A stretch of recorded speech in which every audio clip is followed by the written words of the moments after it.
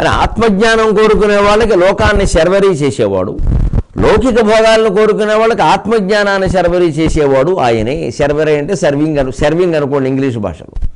ఏది కావాలంటే అది ఇస్తాడు. ఏం చేస్తాం అంటే మనకి ప్రపంచంలో ఏది కావాలంటే అది దొరుకుతుంది. దేవుడు ఇస్తాడు అని మాట్లాడద్దు. దేవుడు ఇస్తాడు అని మాట్లాడతారు చాలామంది. దేవుడు ఇవ్వాలమ్మా, దేవుడు ఇవ్వాలమ్మా. ఎందుకంటే వీళ్ళకి ప్రయత్నం చేయడం ఇష్టం లేదు. మీరు ఎందుకు ప్రయత్నం చేయట్లేదని అడగకుండా మనం ప్రయత్నం చేస్తే వస్తుంది ఏమిటి, ఆయన ఇవ్వాలి. ఎందుకు ఇస్తారండి ఆయన ఆలోచించండి తిరగేసి.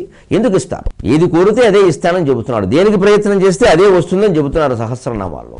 నేను ఏది ఇస్తానని ఆయన చెప్పడం లేదు. ఆయనంతా ఆయన ఏది ఇవ్వడు. ఇస్తే ఆయన ఇరుక్కుపోతాడు. దైవతత్వం అర్థం కాక మాట్లాడే మాటలు కాదు. కొంతమందికి అర్థం కాకపోవచ్చు. కొంతమంది ఏంటంటే దీని యాంగ్లంలో చెబుతాడు కన్వీనియంట్లీ ఎస్కేపింగ్ అంటారు. చక్కగా సౌకర్యంగా తప్పుకోవడం అన్నమాట పక్కకి. ఆత్మజ్ఞానం కోసం ఏ పని చేయాల్సిన అవసరం లేకుండా మనం అనుకుంటే రాదమ్మా, ఎన్నో జన్మల పుణ్యం ఉంటే కానీ అలా రమణ మహర్షిలాగా అవ్వలేము. ఆయన అడిగారు చాలామంది ఈ ప్రశ్న. పుణ్యాలు పాపాలు నాకేం తెలియవండి, నేను ప్రయత్నం చేశాను, నేను అయ్యానని చెప్పాడు. నమ్మను మనవాడు. ఆయన కుమారస్వామి అవతారం అంటాం.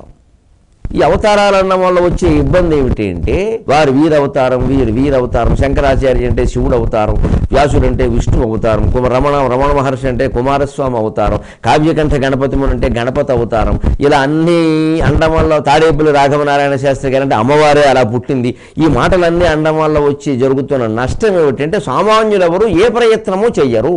దీనివల్ల నష్టం అది. వారు చేసిన కృషి, వారు పడిన తపన, వారి తాపత్రయం అంతా మనం చరిత్రలుగా రాసి ప్రవచనాల్లో చెబితే అలాంటి వాళ్ళు 10 మంది తయారవుతారు. వారిని అవతార పురుషులను చేసేసి గుడి కట్టేసి అభిషేకం చేసేస్తే నమస్కారం పెట్టుకుంటారు, ఎవరు తయారవరు. రమణ మహర్షి తీవ్రంగా ఆలోచించాడు, తత్వ విచారం చేశాడు, తపించాడు, దానికోసం సమస్తం వదిలేశాడు. కాబట్టే అయ్యాడు. కుమారస్వామి అవతారం అని ఒక్క మాటతో తెలియకూడదండి. అలాగా కుమారస్వామికి అంత వైరాగ్యం ఉందా? చదవండి పురాణాల్లో. కుమారస్వామికి అంత వైరాగ్యం ఉందా? మరి ఆయన అవతారమే ఈయనకి ఎలా వచ్చేస్తుంది? ఇవన్నీ మనం తప్పించుకుందుకు మాట్లాడే మాటలండి. ఇవన్నీ ఎవరిలో గొప్పవాళ్ళని చేసేస్తే ఇంకా వాళ్ళ జోలికి మనం వెళ్ళక్కలేదో దండం పెట్టేయచ్చు. మనం ప్రయత్నించక్కల.